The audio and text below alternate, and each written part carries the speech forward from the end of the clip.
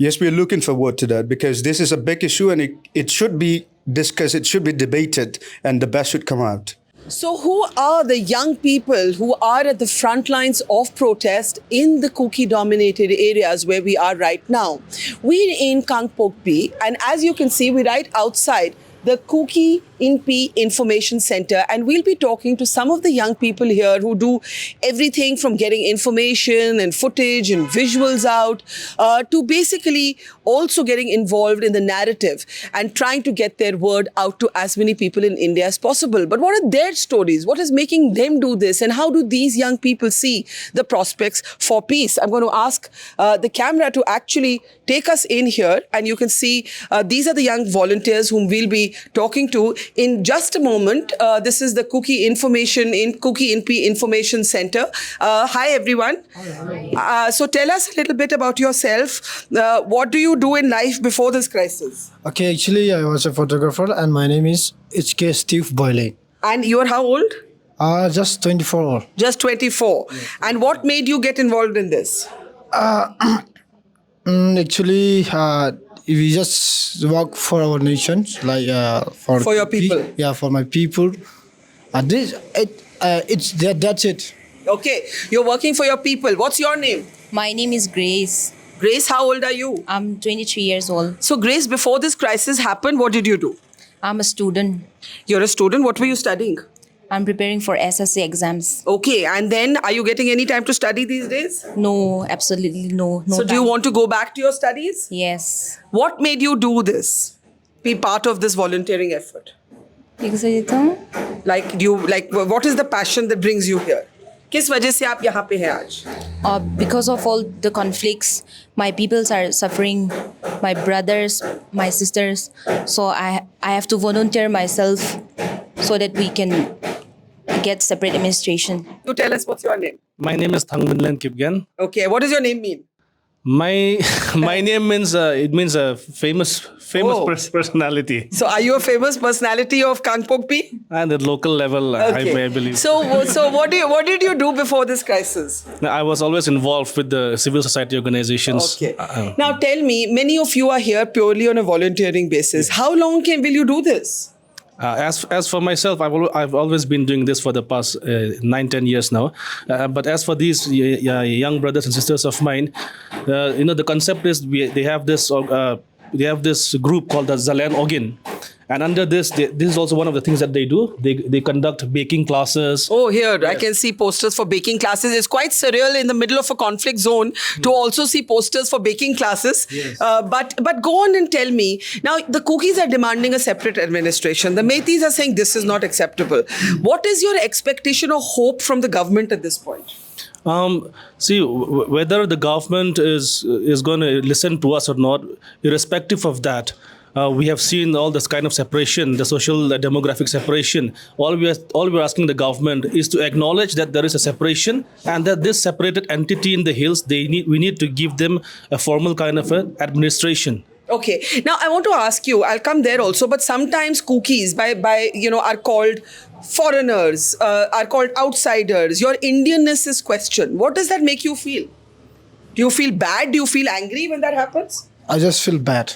You feel bad? Grace, how do you feel? When people say, Kukis come in, they came in from another country. How do you feel? Bad or angry? Yes. Angry and bad. Now, let me also introduce here somebody who's been helping us all day. Tell us your name. It is Jangholun Haukip. How old are you? I'm 29.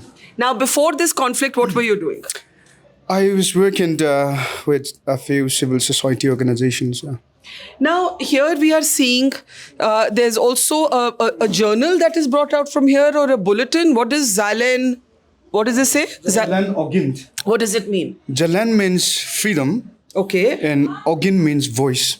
So voice of freedom? The voice of the revolution we say, but it's literally the voice of freedom. So you can see here that their posters actually talk about the voice of freedom. But I want to be very clear. This is not freedom like a secessionist or whatever. You just want a separate administration within the framework. Within. Right? It is nothing short of a secessionist movement or something like that. We want freedom. for your own people? I will say from the freedom- change of injustice that we have been facing with the majority meitei government.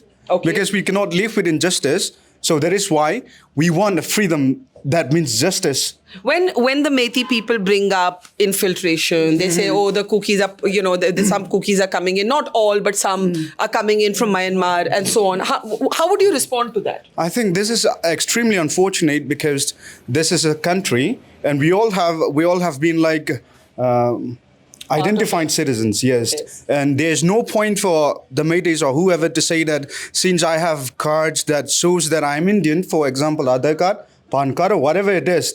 So it is like questioning the government authority that the government is giving someone illegally.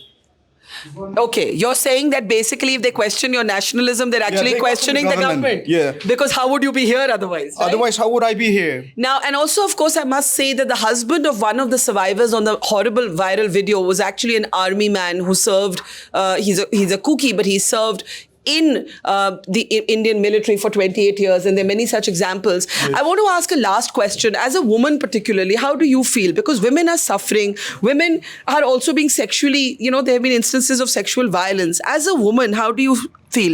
Grace, आप क्या बोलोगे इस पे?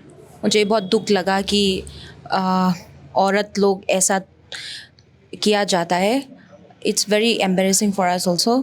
और ऊपर I don't want सारा औरतों ऐसे ट्रीट करे. Right. Women should not be treated like this. Let me ask you a question here. How will peace come? Shanti कैसे आएगा?